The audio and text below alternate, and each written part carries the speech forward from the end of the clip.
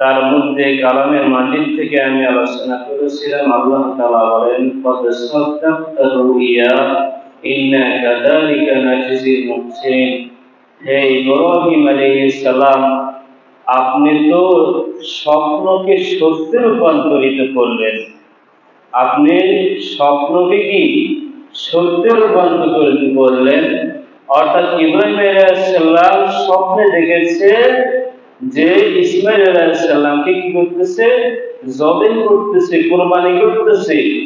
ওই স্বপ্নে দেখা সেই কুরবানি, সেই জবাইকে ইব্রাহিম এবং ইসমাঈল আলাইহিস সালাম সত্যে রূপান্তরিত করলেন। আল্লাহ তাআলা ডাক দিয়ে বললেন কদ সাদ্দাকতা রুইয়া, হে ইব্রাহিম আলাইহিস সালাম, আপনি তো স্বপ্নকে সত্যে রূপান্তরিত করলেন। আর আমি আল্লাহ তাআলার পক্ষ থেকে আমি আল্লাহ তাআলা সব কর্মশীলদের যারা আছে তাদেরকে আমি এইভাবে পরীক্ষা করি। আর ইব্রাহিম আলাইহিস সালাম এবং ইসমাঈল আলাইহিস সালাম ওই পরীক্ষাতে 100 নম্বর পেয়ে পাস করেছে। প্রিয় ভাইরা, এখানে আলোচ্য বিষয় হচ্ছে আজকে আমরা কিন্তু নবীদের স্বপ্ন আর আমাদের স্বপ্নের মধ্যে কিছুটা আমরা মিলেই ফেলতেছি। দুনিয়াতে আল্লাহ তাআলা আদম আলাইহিস সালাম থেকে মুহাম্মদ সাল্লাল্লাহু আলাইহি সাল্লাম পর্যন্ত যত নবী রাসূল আল্লাহ তাআলা প্রেরণ করেছেন, সমস্ত নবী রাসূলের স্বপ্নটা ছিল ওহী। সুবহানাল্লাহ। নবী রাসূলদের স্বপ্ন কি ছিল? ওহী ছিল। নবী রাসূলদের স্বপ্নটা ছিল কি? হক।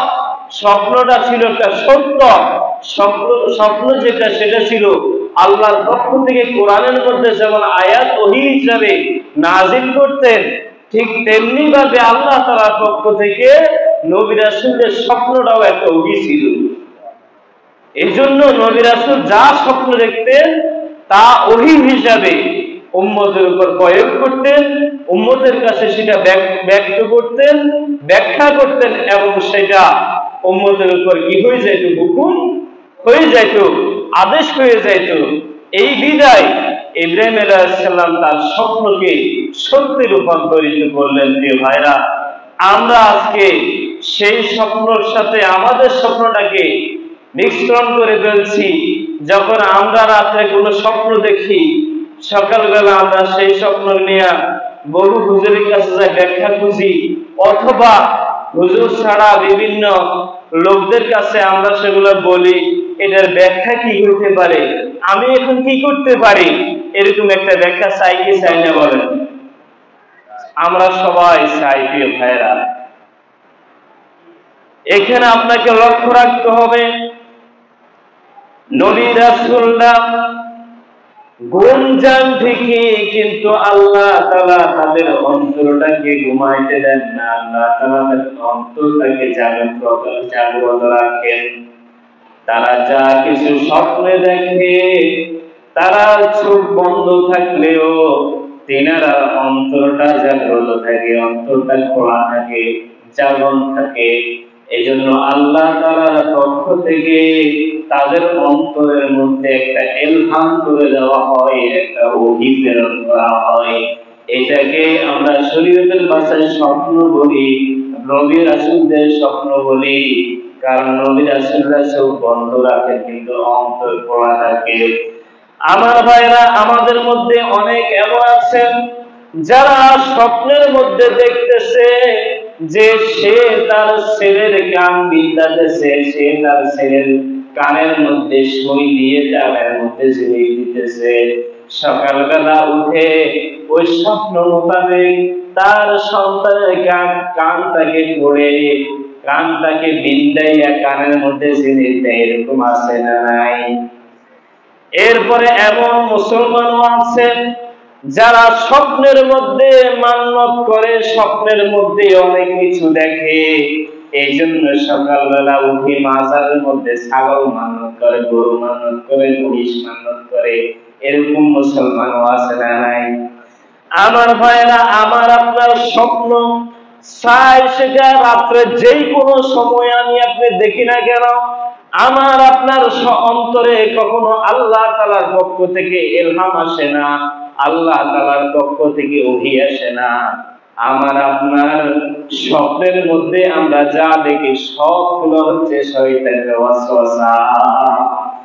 কারণ আমরা এমন কিছু স্বপ্ন দেখি যা দিনে আমি করেছি, যা সত্যের সাথে মিল আছে, সেই জন্য রাত্রে আমি আপনি স্বপ্ন দেখি।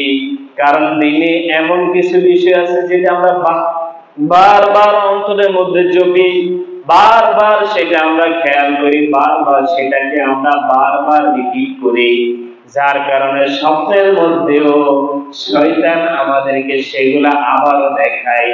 এজন্য দিনের কাজের সাথে রাতের কাজ মিলে, এজন্য আমি আপনি মনে করি এটা একটা সত্য স্বপ্ন। আসলে আমার আপনার স্বপ্ন এটা সত্য স্বপ্ন নয়, এটা দিনের কিছু অভ্যাসের কারণে সেটা আমরা রাত্রে আবার দেখি, রাত্রে আমরা আবার সেটা কি দেখি। এজন্য আমার ভাইরা, মুহাম্মদ সাল্লাল্লাহু আলাইহি ওয়াসাল্লাম জাগ্রত অবস্থায় জাগ্রত সাহাবীদের কাছে যে ইসলাম দিয়ে গেছেন, জাগ্রত সাহাবীদের কাছে যে ইসলাম বর্ণনা করেছেন, কোরআন সুন্নাহর যে দাওয়াত দিয়েছেন, যে কোরআন সুন্নাহ শিখিয়েছেন, যে শরীয়ত জাগ্রত অবস্থায় মুহাম্মদ সাল্লাল্লাহু আলাইহি ওয়াসাল্লাম এবং মুহাম্মদ সাল্লাল্লাহু আলাইহি ওয়াসাল্লামের সাহাবায়ে পেয়েছেন, আপনি যদি স্বপ্নের মধ্যে তার বিপরীতে এমন কিছু দেখেন যেটা সত্য মনে হয়, সেটা আপনি করতে পারেন না। কারণ মুহাম্মদ সাল্লাল্লাহু আলাইহি ওয়াসাল্লাম জাগ্রত অবস্থায় যে ইসলাম দিয়েছে, আপনার স্বপ্ন সেই ইসলামের বিরুদ্ধে কিছু করার সুযোগ নাই, শক্তি নাই, সামর্থ্য নাই। এজন্য আমি আপনি যদি স্বপ্ন দেখি যে আমার ছেলেটা অসুস্থ, এখন যদি তার কানের বিন্দায় কানকে ফোড়ায় একটা জিনিস লাগাই দেওয়া যায়, তাহলে তার রোগ ভালো হয়ে যাবে, এটাকে করা যাবে? এটাকে শরীয়তের ভাষায় বলা হয়েছে শিরক। কি বলা হয়েছে? মান আল্লাকা তামিমাতান ফাকাদ আশরাক। যেই ব্যক্তি তার গলার মধ্যে, কানের মধ্যে, নাকের মধ্যে কি দিল, কই দিল, খড়ি দিল, শামুক দিল, চিনুক দিল, সুতা দিল, ফিতা দিল, সেই ব্যক্তি যেন আল্লাহ তাআলার সাথে শিরক করলো। বলেন নাউজুবিল্লাহ। তাহলে তামিমের ব্যাখ্যা মূলত 7টা। আমরা অনেকে স্বপ্ন দেখি, অনেকের কাছে শুনি গরুর ঘরে হিসা টাঙ্গায়, আছে না নাই? গরুর ঘরে হাড্ডি টাঙ্গায়, আছে না নাই? আবার অনেক সময় বাচ্চাদের গলার মধ্যে হাড্ডি টাঙ্গায়, আছে না নাই? শামুক টাঙ্গায়, আছে না নাই? ঝিনুক টাঙ্গায়, আছে না নাই? আবার বাজারে কতগুলো কড়ি পাওয়া যায়, কড়িগুলা ওই যে তাগা দিয়া বান্দি গলার মধ্যে ঝুলে, আছে না নাই? এই যে ব্যক্তি মান আল্লাকা তামিমাতান ফাকাদ আশরাক, যে ব্যক্তি তার গলার মধ্যে তামিমা ঝুলালো, এরকম কড়ি ঝুলালো, সেই জন্য আল্লাহ তাআলার সাথে শিরক করলো। বলেন নাউজুবিল্লাহ। প্রিয় ভাইরা, এই জন্য স্বপ্নে দেখে আপনি আপনার ছেলে সন্তানের রোগ বালা মুসিবত থেকে বাঁচার জন্য কান বিন্দায় কানের মধ্যে আপনি গোড়া লাগাই দিবেন, গলার মধ্যে গোড়া ঝুলাই দিবেন, নাক বিন্দাইবেন, এরপরে চোখের ইয়েন্দি বিন্দাইবেন, এগুলা সবগুলাই শিরক। এগুলার সাথে ইসলামের কোনো সম্পর্ক নাই। কারণ রাসূলুল্লাহ সাল্লাল্লাহু আলাইহি ওয়াসাল্লাম আপনার রোগ ব্যাধি বালা মুসিবত থেকে বাঁচার জন্য জাগ্রত অবস্থায় যে সুন্নাহ শিখিয়েছেন, জাগ্রত অবস্থায় যে ইসলাম শিখিয়েছেন, ইসলামের দোহাই দিয়ে আপনি বাঁচার জন্য কতগুলো দোয়া, কতগুলো আয়াত, কতগুলা দাওয়া, ওষুধ শিখিয়ে গেছেন। সেগুলোর বিরুদ্ধে যাইয়া আপনি আপনার মন মতো, আপনার স্বপ্নে পাওয়া ওষুধের মতো আপনি সেটার বিরুদ্ধে যাইতে পারেন না। কারণ এগুলা আমাদের স্বপ্ন নবীদের স্বপ্নের মতো না, আমাদের স্বপ্ন হচ্ছে শয়তানের ওয়াসওয়াসা মাত্র। এজন্য আল্লাহ তাআলা আমাদেরকে এই সমস্ত স্বপ্ন মোতাবেক কাজ করা থেকে আমল করা থেকে আল্লাহ আমাদেরকে হেফাজত করুন, সবাই বলে আমিন। প্রিয় ভাইরা, কালকের আলোচনার মধ্যে দ্বিতীয় যে আলোচনা ছিল সেটা হলো আমরা কুরবানি দিই আমাদের নামে, কার নামে? আমরা যখন গরু জবাই করতে যাই হুজুররা হুজুর এই কুরবানি হইব অমুকের নামে অমুকের নামে অমুকের নামে, এরকম 7 শরীকের নাম বলে, আছে না নাই? আসেনি? আমরা গরু জবাই করতে গেলে 7 জনের নাম কয় না? 5 শরীক গেলে 5 শরীকের নাম কয় না? 2 শরীক গেলে 2 শরীকের নাম কয় না? 1 শরীক গেলে 1 শরীকের নাম কয় তো? কিন্তু রাসূলুল্লাহ সাল্লাল্লাহু আলাইহি ওয়াসাল্লাম বলেছেন, যেই ব্যক্তি এমন করলো যে সে তার নিজের নামের উপর অথবা 7 শরীকের নামের উপর কুরবানি করলো, সে শিরিক করলো, তার এই কুরবানিকৃত গরুর গোশত তার জন্য হারাম হয়ে যাবে। এমনকি তার জন্য না, বরং প্রত্যেকটা মানুষ, আল্লাহর রাস্তায় যোগ, বিলায়ে যোগ, ফি সাবিলিল্লাহ যোগ, সবার জন্য এই গরুর গোশত হারাম। কথা কি বুঝতে পেরেছেন? তাহলে কথাটা হবে কেমন? কথাটা হবে, আল্লাহ তাআলা বলছে তোমরা আমি দেওয়া চতুষ্পদ জন্তু জবে করো, এবং জবে করার সময় আমি আল্লাহ তাআলার নাম শরীক করো, আমি আল্লাহ তাআলার নাম জপো, আমি আল্লাহ তাআলার তাকবীর ঘোষণা করো। তার মানে হচ্ছে জবে করার সময় একমাত্র নাম নিতে হবে কার? কার নামে জবাই করতে হবে? তাহলে এখন আমরা যে 7 শরীকে দিলাম, এটার কি উপায় হবে? এটার উপায় হলো যে রাসূলুল্লাহ সাল্লাল্লাহু আলাইহি ওয়াসাল্লাম আমাদেরকে শিখিয়েছেন, বড় জোর তুমি এটা বলতে পারো যে হুজুর যাদের পক্ষ থেকে কুরবানি দেওয়া হবে তারা হচ্ছেন এই 7 জন। কথা কি বুঝছেন? তাহলে আমাদের পক্ষ থেকে কুরবানি দেওয়া হবে, আমাদের নামে নয়। কি নয়? আমাদের পক্ষ থেকে কুরবানি দেওয়া হবে, কিন্তু আমাদের নামে কুরবানি দেওয়া হবে না। কথা কি বুঝছেন? তাহলে সামনের দিকে যখন গরু জবাই করতে যাবে কি বলবেন? যে হুজুর অমুকের পক্ষ থেকে অমুকের পক্ষ থেকে অমুকের পক্ষ থেকে, এরকম 7 জনের নাম করবেন। 5 জন হলে 5 জনের নাম, 2 জন হলে 2 জন, 1 জন হলে 1 জন, কিন্তু তার নামে কুরবানি দেন, এই কথা বললে কুরবানি হবে না, গরুর গোশত হারাম হয়ে যাবে। কথা বুঝছেন? এজন্য রাসূলুল্লাহ সাল্লাল্লাহু আলাইহি ওয়াসাল্লাম থেকে বুখারী মুসলিমের হাদিস আছে, রাসূলুল্লাহ সাল্লাল্লাহু আলাইহি ওয়াসাল্লাম পশু কিনতেন 2টা। কয়টা? প্রতি বছর কুরবানির জন্য পশু কিনতেন 2টা। একটা তিনি এবং তিনার পরিবারের পক্ষ থেকে কুরবানি করতেন, আরেকটা গোটা উম্মতে মুহাম্মদ সাল্লাল্লাহু আলাইহি ওয়াসাল্লাম সারা কিয়ামত পর্যন্ত যত উম্মত আসবে সমস্ত উম্মতের পক্ষ থেকে রাসূল আরেকটা জবাই করতেন। বলেন সুবহানাল্লাহ। তাহলে উম্মতের পক্ষ থেকে না উম্মতের নামে? উম্মতের পক্ষ থেকে একটা কুরবানি করতেন, আরেকটা তিনি তিনার পক্ষ থেকে এবং তিনার পরিবারের পক্ষ থেকে তিনি কি করতেন? কুরবানি করতেন। এই হাদিস থেকে অনেক মুহাদ্দিসিন ইকরাম এবং ফকিরা বলেছেন যে শরীকে কুরবান দেওয়া যায়। শরীকে কুরবান দেওয়া কি? একটা গরুতে বড় জোর 7 শরীক হবে। কয় শরীক? একটা গরু, উট, মহিষ, এগুলাতে 7 শরীক কুরবানি দেওয়া যাবে। এরপরে ছাগল, ভেড়া, দুম্বা, এগুলাতে মাত্র কয় শরীক? 1 শরীকে কুরবানি দেওয়া যাবে। কথা কি বুঝছেন? কিন্তু প্রিয় ভাইরা, যদি উত্তম আপনি জিজ্ঞাসা করেন, এটা একটা জায়েজ, আপনি দিতে পারেন, অনুমতি আছে, তবে উত্তম যেটা সেটা হচ্ছে একজন মানুষের পক্ষ থেকে একটা পশু দিয়ে কুরবানি করা। আপনি গরু দিয়ে পারবেন না, ছাগল দিয়ে করেন, ভেড়া দিয়ে করেন, দুম্বা দিয়ে করেন, কিন্তু একজনের পক্ষ থেকে কুরবানি একটা পশু দিয়ে করা, এটাই হচ্ছে উত্তম। তাহলে আমরা উত্তম বললাম কোনটা? একজনের পক্ষ থেকে একটা পশু দিয়ে কুরবান করা। আর জায়েজ বললাম কোনটা? গরুর মধ্যে 7 শরীকে জায়েজ। কথা কি বুঝছেন? জায়েজ আর সুন্নত কিন্তু মিলাইয়েন না, সুন্নত সবসময় উত্তম, যেটা রাসূল করেছেন।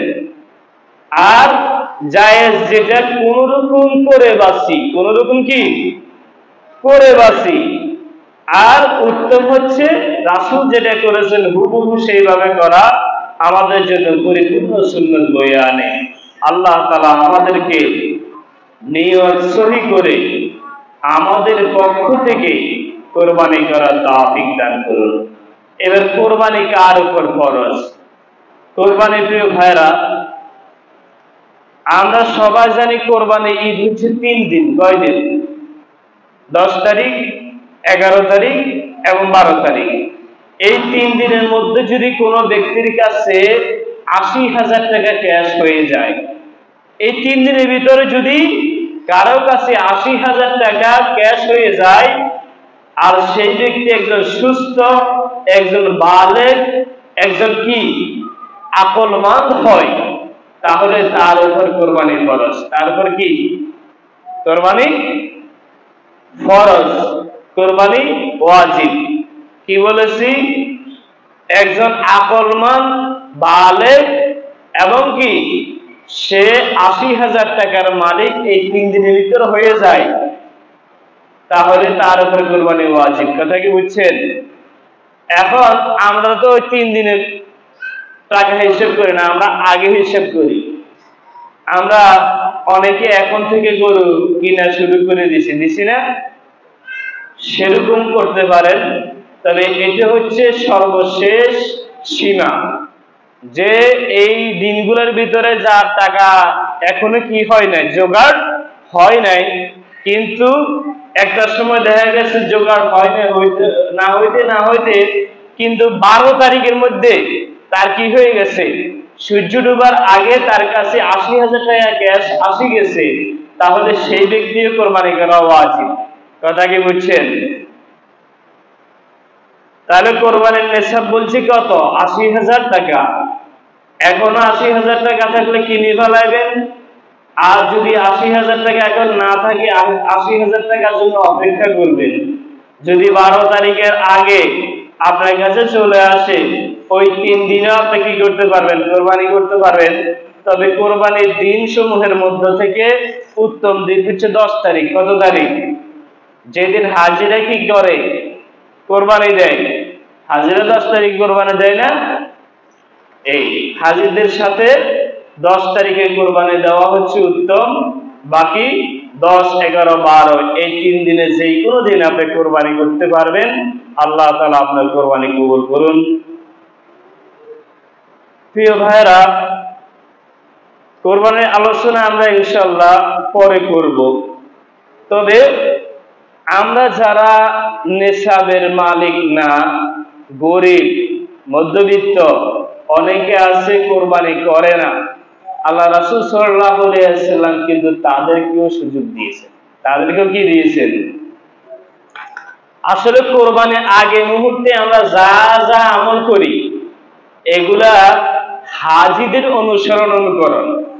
হাজীদের অনুকরণ। আসেন আমি আপনাদেরকে বলি, যখন একজন হাজী ইহরাম বাঁধে, হাজী কি করে? ইহরাম বাঁধে। ইহরাম বাঁধার সময় তার মাথার চুল কি করে? ছেঁচে ফেলে, নখ কেটে ফেলে, এরপরে গোপনাঙ্গের পশম সে কি করে? পরিষ্কার করে।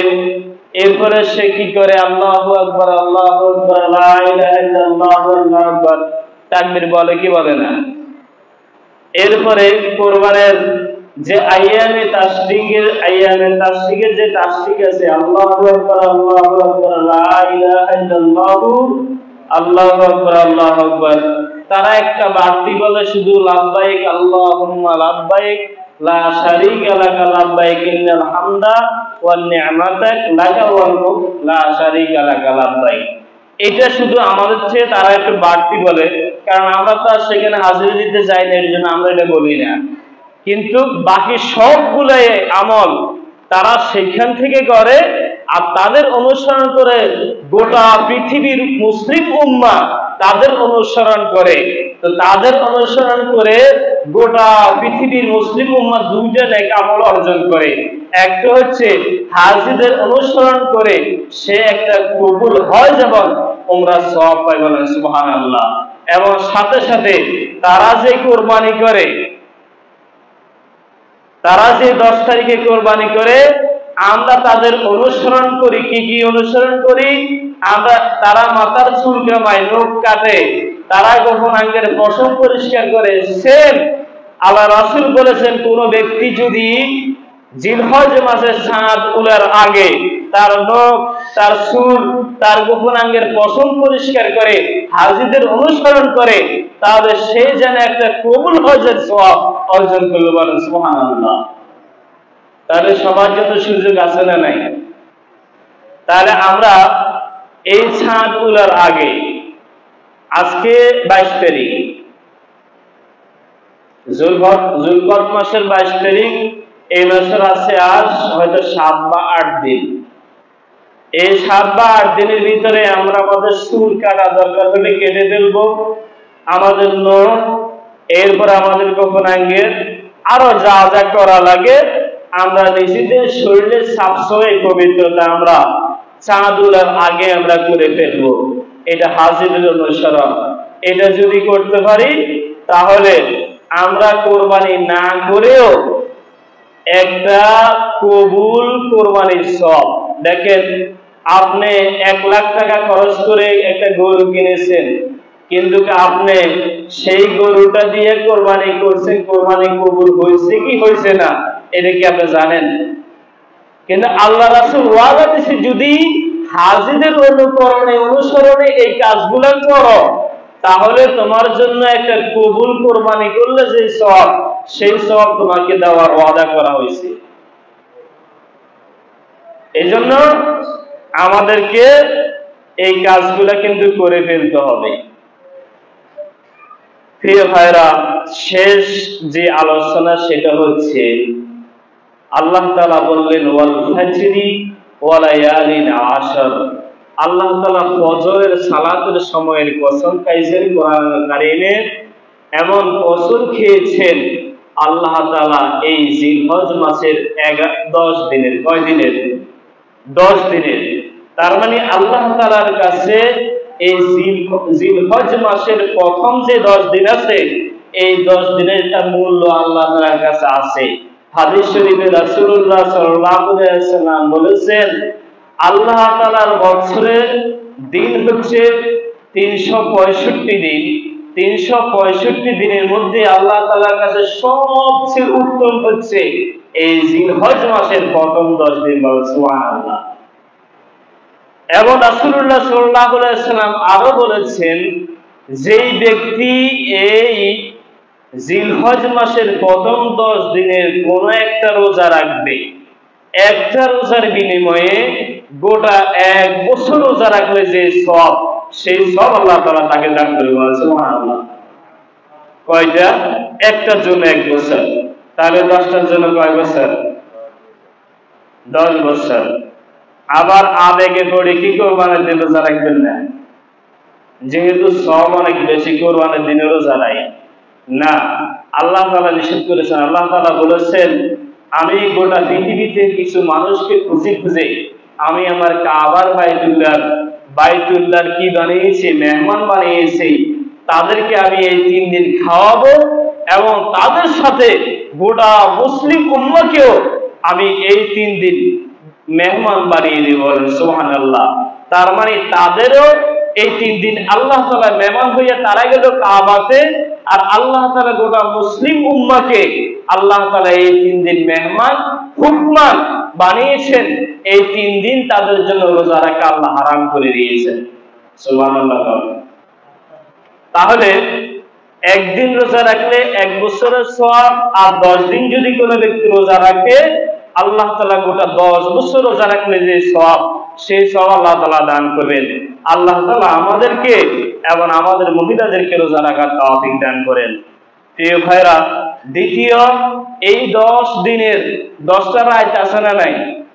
এই 10 রাতের ব্যাপারে রাসূলুল্লাহ সাল্লাল্লাহু আলাইহি ওয়াসাল্লাম বললেন, এই 10 রাতে কোনো একটা রাত্র যদি বান্দা আল্লাহ তাআলার ইবাদতে দাঁড়িয়ে যায়, কিয়ামুল লাইলে দাঁড়িয়ে যায়, অথবা ওই রাত্রে জেগে জিকির করে, তাহলে সে যেন লাইলাতুল কদর অর্জন করলো। বলেন সুবহানাল্লাহ।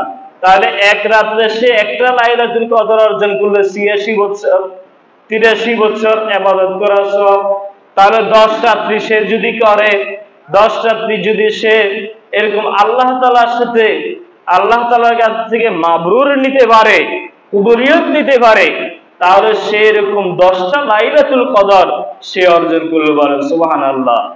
তাহলে প্রিয় ভাইরা, আমাদেরকে এই 10 দিনেরও কদর করতে হবে, এই 10 রাত্রেও আমাদেরকে কি করতে হবে? কদর করতে হবে। কারণ এই 10টা দিন আল্লাহ তাআলার কাছে বছরের অন্যান্য দিন থেকে আল্লাহর কাছে অত্যন্ত প্রিয়। আল্লাহ তাআলা আমাদেরকে আমল করার তৌফিক দান করুন।